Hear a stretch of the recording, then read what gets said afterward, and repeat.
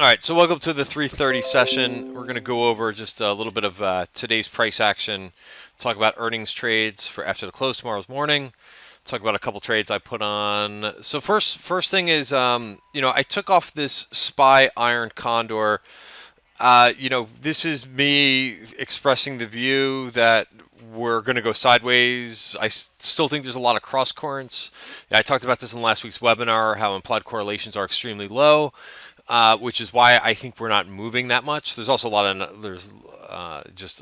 not a lot of buying that's been going on here the last few weeks, but I just think implied correlations are really low. So I'd rather do this in SPY versus Qs or versus IWM. IWM and Qs are probably something that I'd rather trade outright. SPY, I think, there's some, as I've been saying all for a while now, there's some areas of the market that are moving up, some areas are moving down.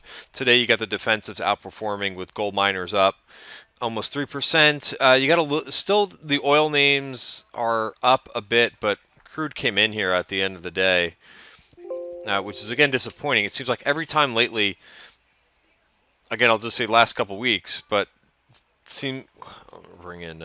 Sorry, I have I have Bollinger Bands on here because I want to go over. It's probably why my charts are a little slow. But you could see we gave back of, this is where we were at 9 o'clock in the morning, all the way at 53.42. Anytime we seem to get around, we didn't even get to 55, but it seems like we're just oil is having a very hard time holding a bid right now. And we've seen this a couple times where all morning long oil is up and it's down, but nevertheless, I don't think that's really contributing to the market. It's just not helping today. So XOP is still up over 1%. So all the defensives, consumer staples up over 1% today. Utilities up 1%. So that's what I mean with separation. We're definitely seeing sectors like these are not flat. They're really most of these defensives are up over 1% today, and meanwhile S&P is down 50 basis points. The banks are just really taking on the chin today. This is kind of what I was expecting for earnings, is that these banks were going to come back in at some point. I guess it's being helped by bonds rallying. So a number of things, a couple different factors, but you see KRE, KBE, the two banking ETFs are down about 3.5% today, and on what really? I mean nothing. I don't think Morgan Stanley had a bad quarter. I think it's just profit taking. I think there's a little bit of profit taking going on in the Goldman Sachs as well today. Biotech is also down 2.6%. I talked about this a little bit of the halftime session or lunchtime session. I don't know, until they come out with what their plans are going to be. I think you have to sell these rallies, which I don't really want to do anyway, because then if they do announce something, then these things are going to probably scream higher. So I think it's just a trade I'd rather be out of. SPX. I did the Iron Condor on SPX. There's you get better tax. You get better preferential tax treatment when it's index options. So that's why I do SPX for these Iron Condors. You could actually you could Google the tax treatment between index options and regular options. There is a benefit. So usually I do SPX, which is a little bit of a pain in the neck because the options are pretty wide. It takes you a little while to get filled, so you have to be a little patient doing it. But so anyway, we took off the Iron Condor that and basically how it's going to work with these things is you kind of have to manage one leg at a time. Usually, just as we did last week when we put the Iron Condor that expires this week. You're selling a call spread, you're selling a put spread. Once the market starts to grind up as it was doing last week, the put spread becomes less valuable, and I was able to I think we sold that one for $1.10 and able to take that one off for about 30 cents. And then the last couple of days with the market selling off, now the call spread becomes less valuable. So that one really took a little while, took longer for the value to go down. Finally, Friday and today was the first time that I've actually seen the value actually go down at all. So I don't want to mess with. So I take these things off. So both of these were basically taken off for around 30 cents. So altogether, bought back for about 60 cents. Call it 55, 60 cents, and we sold that thing for about 220. So that's perfect. I don't usually like to wait to these things go all the way to zero, just in case we end up actually rallying. You have very little. You don't have any time to really correct it. When once you get closer to expiration, it's going to be more sensitive to any sharp moves than anything else. So I don't like to really mess with that. If I get down to around 30 cents, 25 cents, 20 cents. Sometimes I like to leave the last target to 20 cents to take it off, but 30 cents is close enough. I mean, I'm going to gain, very little by holding that a couple. And the other thing that you'll notice is today's Tuesday. It probably won't go down to 15, 20 cents until Thursday or Friday. So you're basically just holding it and hoping that the market doesn't move for like 10 cents. To me, it doesn't make any. The risk to reward is not there, just in case we actually do end up rallying. Okay, so the one that I put on for today, we'll talk about that first, and then I'll go over the earnings trades. So this is what I did today. This is the selling the SPX Jan 27th. So the one that I just took off was for this Friday. This one is going to be for next Friday. So I wasn't able to collect that much, and I basically went about a percentage out of the money on both the call spread and the put spread. So again, I'm hoping that we stay sideways, and that's why I have Bollinger Bands, which I'll take them off of my chart. But I always like to see what these look like. So sometimes it's a good idea to put one of these on, put one leg on at a time. Basically sell a call spread once we're violating one of the going past the 2 standard deviation Bollinger Band, or selling a put spread when we do the same thing. When we're right in the middle, just like we were here when I put that first one on, or put the one on that we just took off. We were right smack in the middle of the Bollinger Band, which is how we are now. So when we're right in the middle, it's kind of an opportunity for me, I think, to put both sides on at the same time. I'll double check. Yeah, I did the.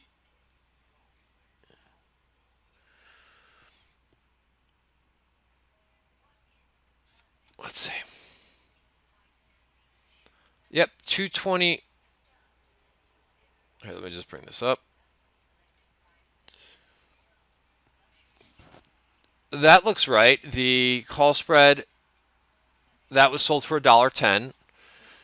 22.85. I'm selling the nearer one, so I'm selling the 22.85, and I'm buying the 22.90.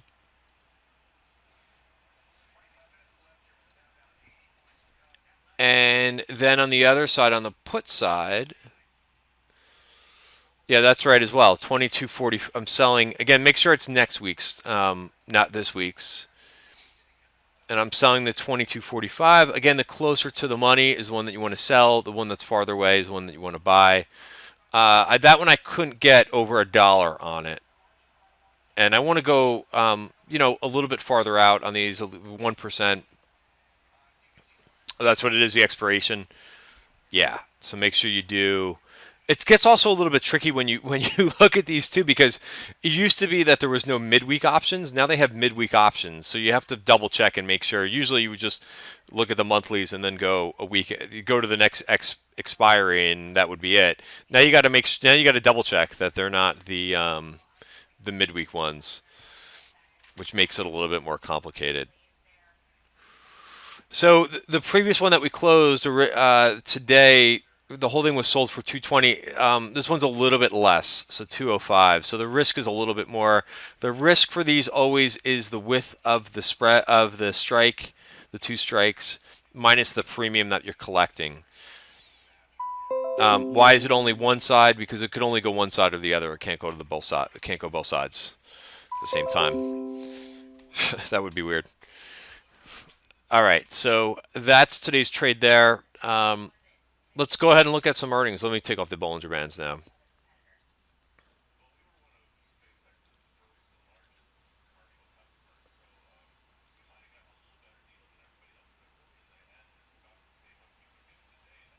All right, that's better. And we're also right in the middle of the value area as well.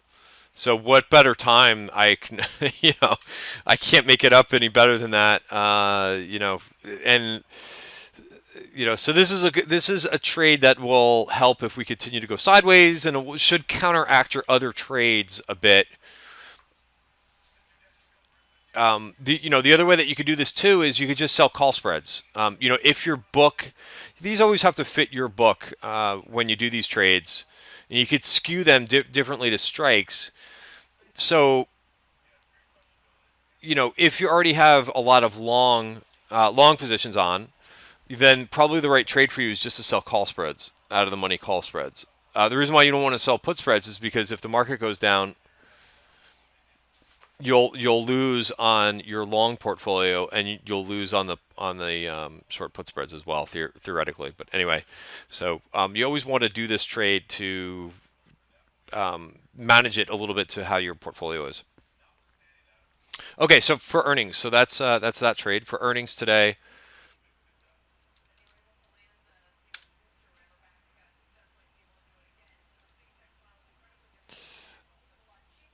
So CSX reports. So two transport names report after the close today.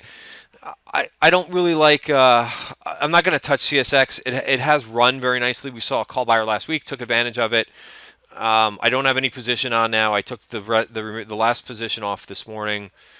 I'm not really looking to fade it, and it's also had such a nice move the last week. I don't really want to go long either, so I'm skipping that one. UAL I talked about already. They report PRASM numbers once a month. Their sales numbers once a month. I don't think it's going to move that much unless they come out with something really unexpected. A couple of the names that I thought would be interesting for tomorrow is Fastenal. So I'm going to go over that one. It all I can't I can't recommend either, but I'm just saying if uh, I put both sides on. I sold call spreads and put spreads, so that's an iron condor. I'm just saying you just want to always look at how your portfolio is and look at where you could get hurt. So, for instance, if you have a long portfolio and we continue to chop, go sideways, you're gonna lose time value from your position not moving and the time being bled out. Also, what hurts you with a long portfolio is the market going down. So when you're selling a put spread, if the market goes down, you're going to get hit kind of twice there. So I always want to make sure that you're aware of that, so that it's not going to. The way to neutralize your portfolio is just to sell call spreads if you have a long portfolio. If you don't have that many positions on, iron condor. Like me, I don't have too many positions on, so that's why I'm selling an iron condor right now. Market seems like it's coming back a little bit here, by the way. A good indicator today was small caps. I talked about this. I'm really waiting for when risk, when I see small caps outperforming large caps, we know that it's kind of a risk on market.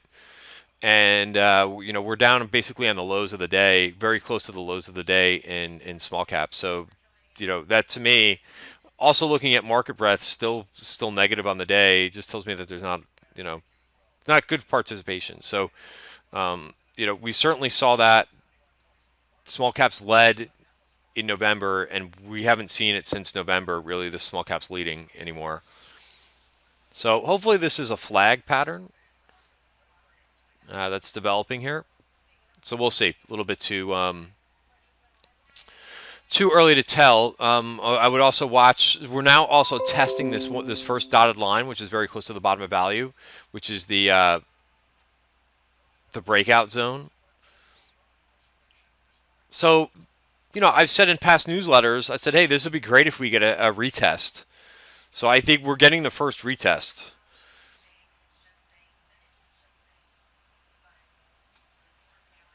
The second retest would be down here. So we'll see if we hold this one. And we'll see if small caps start to become in vogue again. Okay, so that's just quickly on the market. Earnings, the two that draw my attention. I just got alert on UNH. Remember I put that alert on earlier on UNH. Has kind of been coming back all morning a bit. Well, I think Thinkorswim is still slow. So UNH getting a bid here. Some of these leaders of the market tend to come back.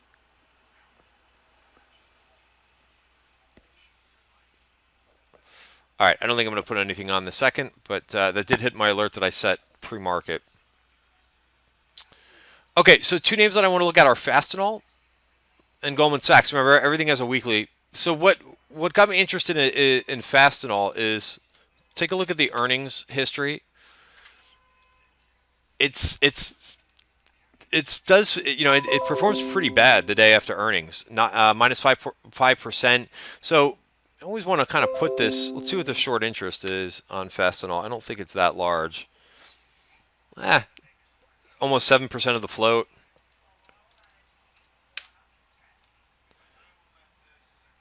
Ratings: 3 buys, 14 holds, 1 sell.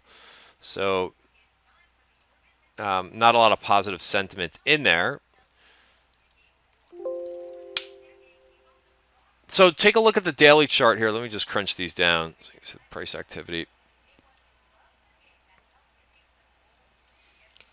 So last time it went down on earnings, the price was all the way down here, went down 5%. Look at how much it's up since then. So before earnings, it was about a $42 stock. It's a $48 stock right now. You got a VPOC down here. It is in value, so I'm looking at a short setup in this one. It's been a serial underperformer. It tried about a month ago, wasn't able to break out of the prior high. Looks like it's returning a little bit. I think there's more risk to the downside for this one, so I went ahead and put on a short play.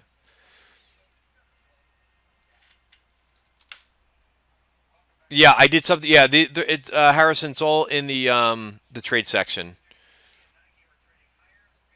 Trades and an earnings trades. I forgot I made a earnings channel, but if you look at the trades channel and the earnings channel, I'll show you in 1 second. So 5%. What are they looking for this quarter? They are only looking for 38 cents, so not as high as what they were looking for. So I did put this in Slack, so I might as well just go over it. The implied move is a 3.8% move. So options are not that expensive. Anything under 4%, I kind of view as not crazy expensive. Yeah. So here's the one earnings info channel. Let me know if you can't get into it. I should have given permission to everybody for this channel. So this way, I put in the screen that you're looking at. And then I also put the implied move in here. So what I did was, normally I try to look for a put spread or a call spread. I looked at the at the money or the close to the money strike in Fastenal, and then selling a further away strike, and it lined up almost a little bit for about the same cost. I just decided, you know what, I'll go a little bit outside of. I went down to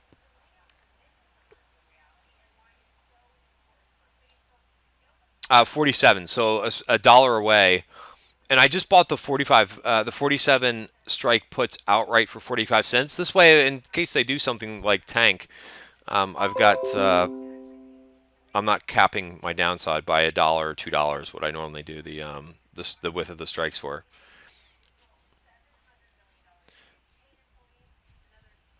So again, the reason why I went short on this one is because the name has had such a nice run.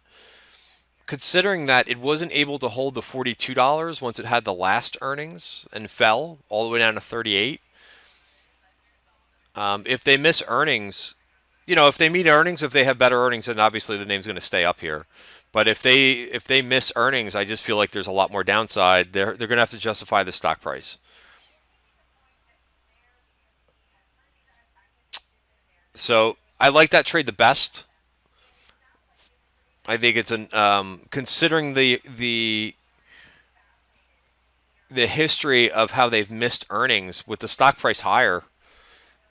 Seems like the risk to reward is a great setup to buy puts. So they report tomorrow morning. Goldman was the other one that I looked at. Goldman's kind of mixed.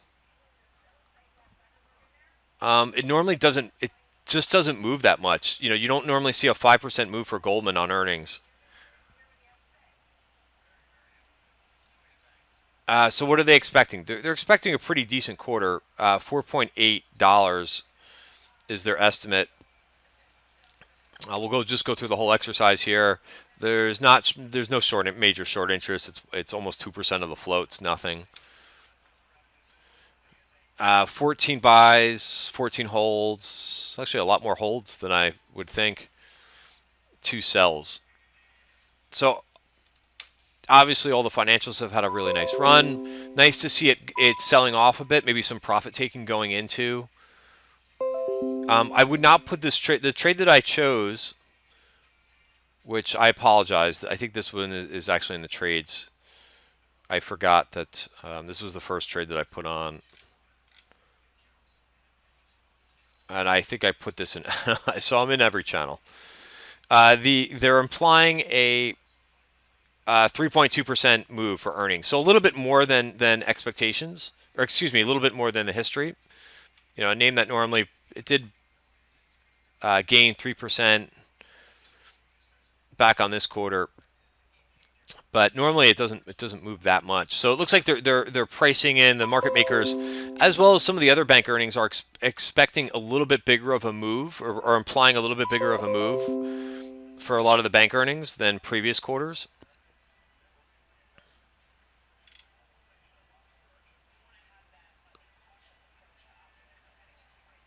So this one I put, like I said, I'm in every channel. Here's my earnings, my trade for this one. And I think you could get into this better than I did at this point, because I think it's sold off a little bit more. So in this situation, I don't know if Goldman, after the run it's had, is going to, the price is going to knock the ball out of the, continue to do that. But I like the fact that it's come in a little bit. And so what I did was I'm thinking that it's going to hold the bottom of value here. So I sold a 235, 232 and a half put spread. So the width of the strikes is $2.50 wide. And I collected 73 cents. So I think you could collect probably now about almost $1 on that trade. And I may sell a little bit more here. Now, of course, if the danger is that they don't meet those higher expectations, the stock's going to fall. I think it's going to perform similarly to what JP Morgan and what Bank of America did on Friday. Maybe it's up or down less than 1%. I'm just not expecting I'm not expecting a big move for Goldman.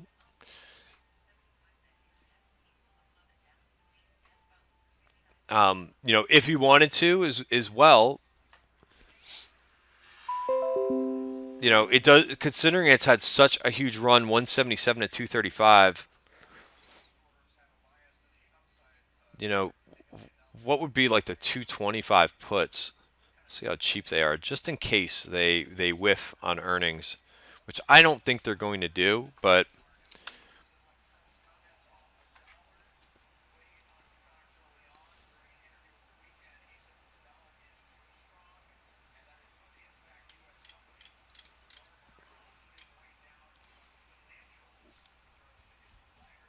you probably like the 225 puts as well,